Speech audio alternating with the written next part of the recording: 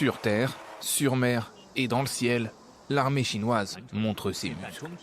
Pékin a confirmé avoir tiré des missiles conventionnels dans les eaux entourant Taïwan. Les forces armées chinoises du théâtre de commandement de l'Est ont lancé un entraînement à tir réel de longue portée dans le détroit de Taïwan. Ces exercices militaires visent à simuler un blocus de l'île. Ils sont une réponse directe de Pékin à la visite de la présidente américaine de la Chambre des représentants Nancy Pelosi à Taïwan. Les autorités chinoises avaient promis une réponse ferme. Taïwan est une partie inaliénable du territoire chinois.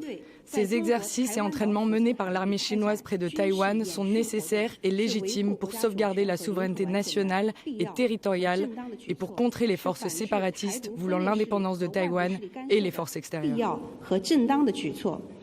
Le jour de la visite de Nancy Pelosi, les principaux sites internet du gouvernement taïwanais ont aussi été temporairement inaccessibles, victimes de plusieurs cyberattaques qui seraient liées à la Chine et à la Russie.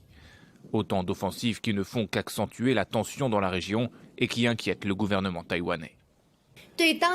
À la lumière du scénario actuel, notre gouvernement va non seulement renforcer activement ses capacités d'autodéfense, mais aussi conserver des liens rapprochés avec des pays aux vues similaires comme les États-Unis.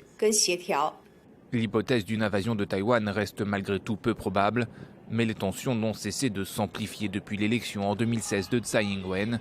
La présidente de l'île, pro-indépendance, refuse de reconnaître son appartenance à la Chine.